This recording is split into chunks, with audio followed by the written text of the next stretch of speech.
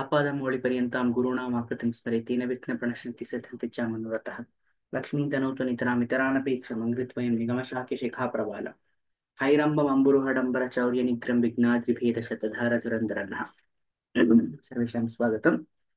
This is the 52nd shloka. एवं सदा जातपरात्मभावनः स्वानन्दतुष्टः परिविस्मृताखिलः आस्ते स्तनित्यात्मसुखप्रकाशकः साक्षाद् साक्षाद्विमुक्तोच्चलवारिसिन्धुवत् एवं सदा जातपरात्मभावनः स्वानन्दतुष्टः परिविस्मृताखिलः आस्ते स नित्यात्मसुखप्रकाशकः साक्षाद्विमुक्तोच्चलवारिसिन्धुवत्. So the padacheda is evam sada jata paratma bhavanaha. Evam sada, we were talking about the soham param brahma sada vimukta sada vimuktimat. Vijnana, thinking about soham, that brahman, that it gives us a certain drishti, certain perspective wise, it brings about a change. So from there we are moving towards a little more elaborate explanation about how it brings about a change.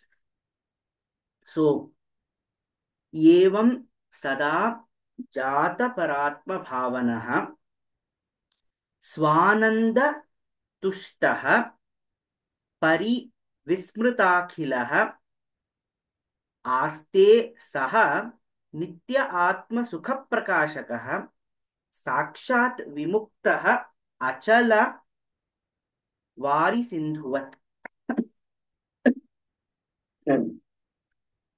So continuing from there, what else that thought, the thinking, or that soham, or the pranava, omkara japa, what is this trying to establish in our subconscious mind, and what kind of change it brings? Jata Paratma Bhavanaha, the one who realizes the pure nature. That is not just in terms of words or knowledge. There are different ways we observe knowledge. First is plainly through any of the five senses. Here, the five senses, we need stimulus, external stimulus. For example, if we are reading, we need eyes. We need that drishti. We have to read. We need to know the language in which it is written, and then we read the padas. And then the jnana of that arthas, the artha kosha must be known for us to interpret it. Then it goes over there. But the easiest way to actually learn something is through experience, anubhava. So it is better to understand something through experience. Easier also. But here we have learned the nature of Tattvamasi, how it is, but we don't have any pramana. There is no scientific evidence where we can experiment. Why we cannot experiment? Because it is ourself. There is no two external entities. One of the entities are humans only. So when I'm trying to say that the Atma, Paramatma, there can be total identity between them, then I have to experiment on myself. Even if I experiment on myself, I cannot do it to the standards which can be expressed to others. Experience can only be experienced. It can neither be expressed or explained. So there is no point in trying to bring out the account of what the experience is. Of course, there do exist the methodology from where we have a number of texts. telling us that, oh, sit here, do this, Shramana, Manana, Nididhyasana, these are the techniques. Initiation can be through Omkara Japa, contemplate on the Mahavakyas. In this text only, we have seen all these things. But the Asi part, Tattvam Asi, the total identity cannot be expressed through text. It is not possible. It has to be experienced. For that experience, first, they have given steps for that also. First, we need to understand that Stula, Sukshma, Karana, Shariras are different. I need to stop identifying with my gross body.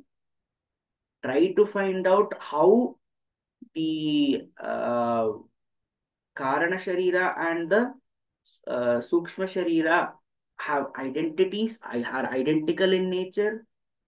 Then Bhagatyaga Lakshana, all those things.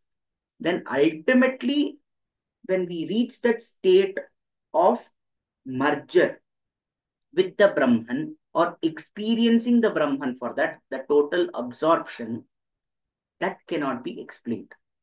That cannot be put into words. Therefore, that person, Jata Paratma Bhavana, the one who has realized that conscious, that person is always Sada Swananda Tushtaha. Sa Ananda Tushtaha. Swananda Tushtaha. Tushtaha is Paripurna, content. Swananda bliss. He is always blissful in himself. He's content in his own state of mind. He's not worried about anything else. He's not letting anything else worry him. So Swananda Tushtaha. Pari Vismrutakhilaha. Vismruta. Smriti is memory. Vismruta is to forget. Vismruta Akhilaha. That means whatever is his existence in the material world, he forgets that. Not just in the material world, because once he stops identifying with the body, he forgets everything.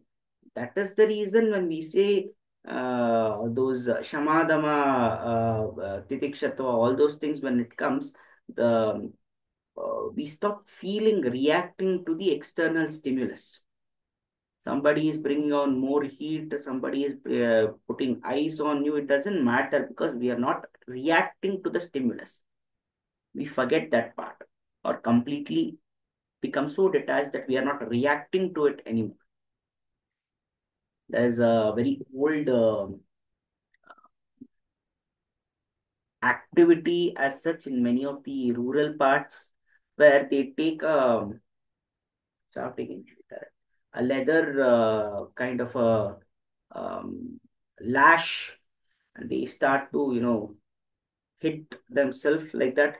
So how are they able to do it again and again? After a point of time, those lashes, the skin stops producing pain over there. That is usually what happens. Our body feels pains whenever there is lactic acid accumulating in our bodies. That is, whenever we work out, what happens is, in anaerobic respiration happens, and therefore, as a byproduct, lactic acid gets produced. When we take, that is the reason when in yoga we say, after stretching, after cardio or whatever we want to do, after that point of time, we breathe. Pranayama is given a lot of importance, because we want to take in as much oxygen as possible. So oxygen oxidizes this lactic acid, and then we get rid of the pain. This is the scientific reason for it.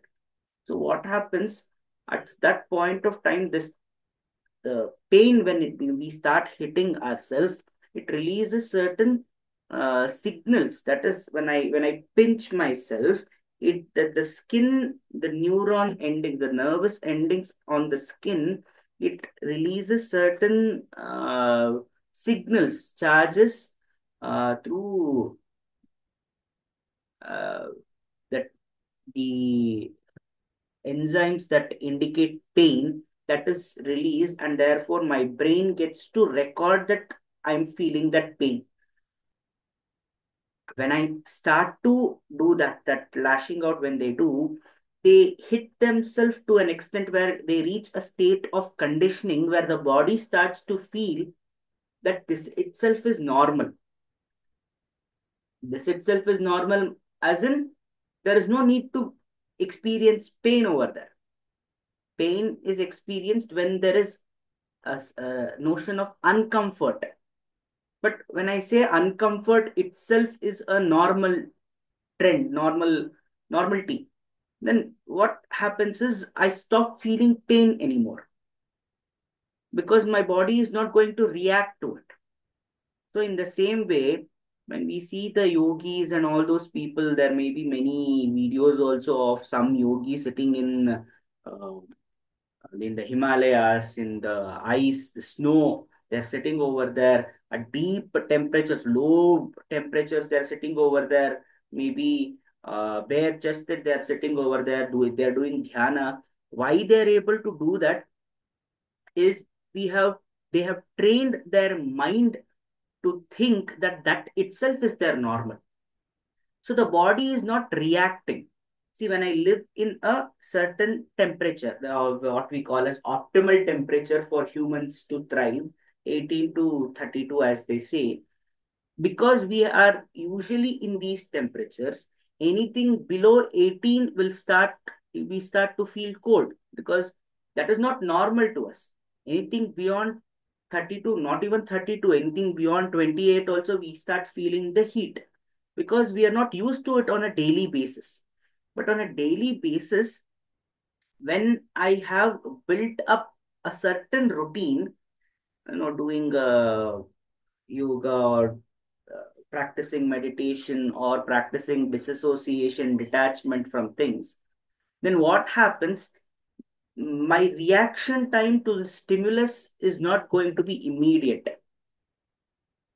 And let us say I'm sitting in harsh conditions, some different kinds of conditions, that I'm exposing myself to it on a regular basis, then that is my normal existence, state of normal existence. Therefore, for anybody who's feeling, for any new person who feels that that is inhospitable, it doesn't feel that way for me. It feels this is itself normal to me. So, desensitizing the body, that is one of the aims of Kriya Yoga. The Nauli Kriyas, the Neti, Sutra Kriyas, all these things, it wants to desensitize the body because once we desensitize ourselves, we start to experience beyond the body existence. Because now I'm not feeling well. When I cough, I feel the pain. When I have desensitized myself to cold itself, then the body will definitely suffer because the body has its own limitations. I cannot fake a frostbite. Ultimately, it happens. The body has its limitations. When I start hitting that part also, the blood obviously, if it is too big, it as a lash, it affects the skin. The blood starts to ooze out, but the pain will not reach our existence. So a person who feels the pain by a prick can start crying. But a person who maybe cuts his hand and he's able to, like, we'll see those street vendors who usually use very sharp knives, they don't feel that kind of pain. But blood oozes out because it is logic. When we have the skin and the skin ruptures, blood will ooze out. But they do not feel so much pain as somebody who has cut his hand by accident once or twice, because that they usually go through on a routine basis. So that the conditioning of their mind has made it so possible for them to detach themselves from the gross existence. So that is what they're talking about over here. Jata Paratma Bhavanaha. the one who has experienced, that person has uh, completely forgotten Vismritakhila, completely forgotten it. His basic response to stimulus, his basic nature of what should be done, shouldn't be done, all those things, like we cannot put our hands on a hot pan, etc. All that is completely lost. So आस्ते स नित्यात्म सुख प्रकाशकः. Nitya Atma Sukha Prakashakaha. That means that eternal, blissful effulgent of self, when what, that is the only thing that is left. Aste Saha. That is the only thing that is left after that. The total existence of the gross body itself is completely forgotten. Then Sakshat Vimuktaha. That is when they reach, that is when the experience that the Brahman is not dependent on the gross body for existence. Brahman exists before, after, always. So it cannot get harmed in any way. So Vimuktaha Achalaha Vari Sindhuvat. Vari Sindhuvat as in Ananta. Sindhuvat is like ocean, they are saying. Vari Sindhuvat. So there is no ends. So when we understand the true nature of Brahman, we also realize that Brahman doesn't have limitations. There is no frame saying that only be here. You can only do this, which is the constituents, which is the nature of the gross body. We will understand that. That is the point that has been made over here. So, what what are we going to achieve through this kind of contemplation, nididhyasana, is this. This is the continuation. In nididhyasana only we are talking about pranava vada, we talked about, and then omkara japa. It is one way to bring about contemplation. So this is also nididhyasana. So that is what they are seeing in this shloka. स्वस्ति प्रजाभ्यः प्रतिपालयन्तां न्यायेन मार्गेण महीमहीषा गोब्राह्मणेभ्यो शुभमस्तु नित्यं लोकाः समस्ताः सुखिनो भवन्तु कायेन वाचा मनसेन्द्रियैर्वा बुद्ध्यात्मना वा प्रकृते स्वभावात् करोमि यद्यत् सकलं परस्मै नारायणायेति समर्पयामि।